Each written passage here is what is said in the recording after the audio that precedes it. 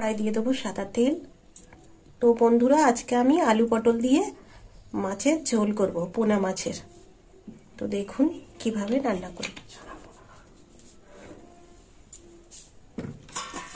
এটা গরম হোক। তো এখানে আমি মাছ নিয়েছি, যে ছোট চারা পোনা মাছ, আর মাছের মধ্যে লবণ আর হলুদ দিয়ে দিয়েছি।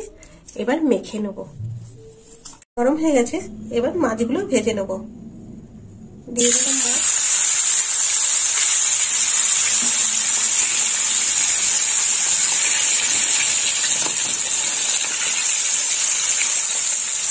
ভাজা হোক, একটু আঁচটা জোর করে দেবো। 5 সেকেন্ড উল্টে দেবো।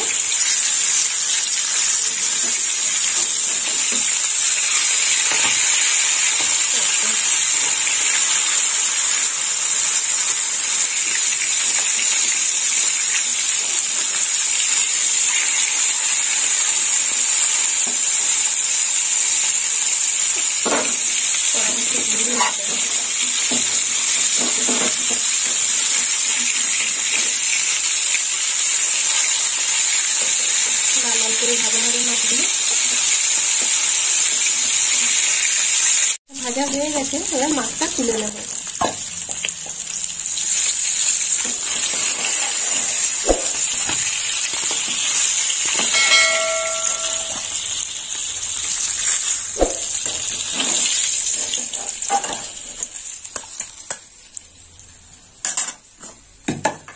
এবার বাকি মাছটাও ভেজে নেব। এখানে 2 পিস লেজা আছে।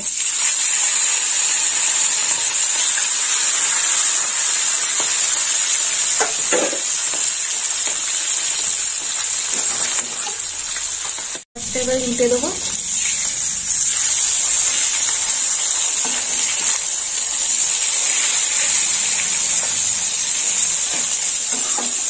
বেশি ভালো মাছটা ভাজা হয়ে গেছে, এবার তুলে দেবো।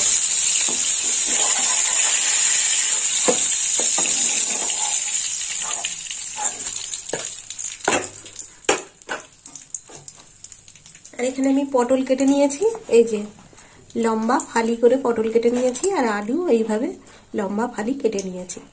এবার পটলগুলো ভেজে নেব।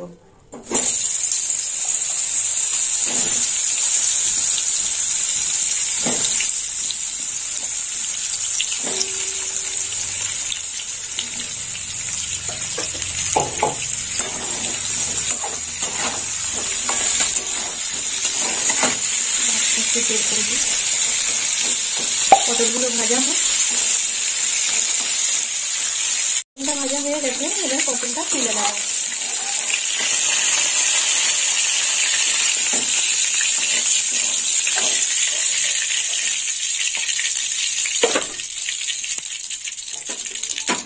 এই তেলে আলুগুলো দিয়ে দেবো।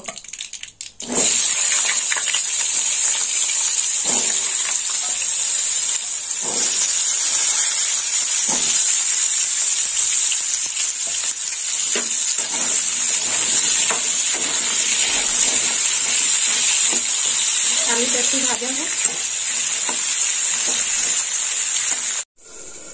এখানে মশলা নিয়েছি, মশলাটা আমি গুলে নেব। তো এখানে নিয়েছি লঙ্কার গুঁড়ো, জিরের গুঁড়ো, আর নিয়েছি হলুদ গুঁড়ো। আজকে বেশি কিছু মশলা দেব না, এই মশলাতেই মাছের ঝোলটা হবে। আর একটু জল দিয়ে দিলাম। এবার আমি মশলাটা গুলে নেব।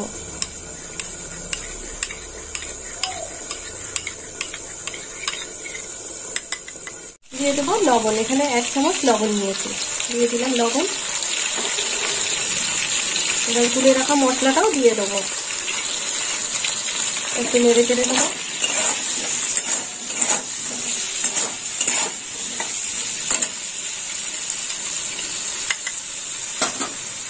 দিয়ে দিলাম গুলে রাখা মশলা। একটু কষে নেব, ভালো করে কষে নিতে হবে মশলা দিয়ে।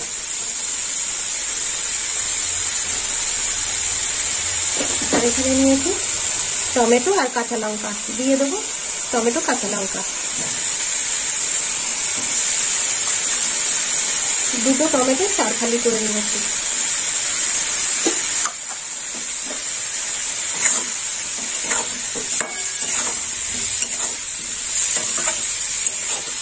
হয়ে গেছে, এবার জল দিয়ে দেবো। দিয়ে দিলাম জল, আর একটু জল দিয়ে দেবো।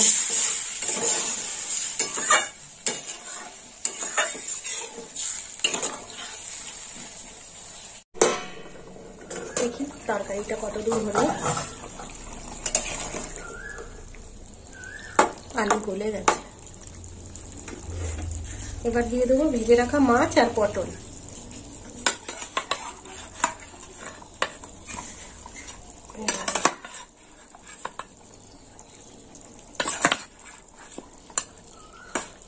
দিয়ে দিলাম পটল আর মাছ ভাজা।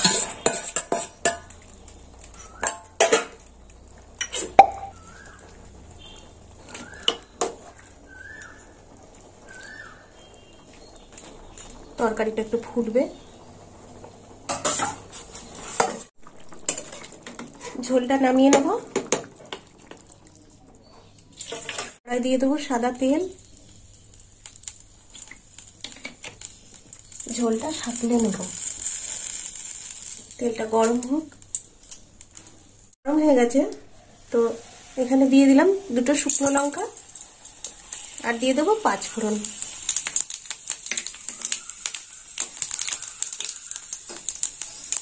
ফোড়নটা একটু ভাজা হোক।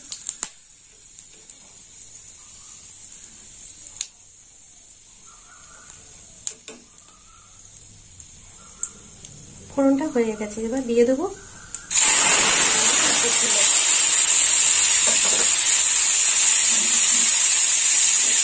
পুরো তরকারিটা ঢেলে দেবো।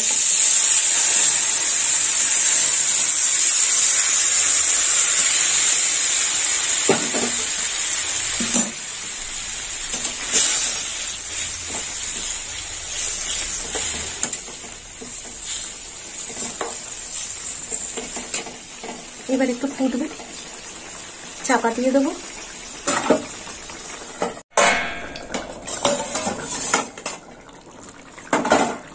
দেখুন বন্ধুরা, মাছের ঝোলটা এরকম হয়েছে।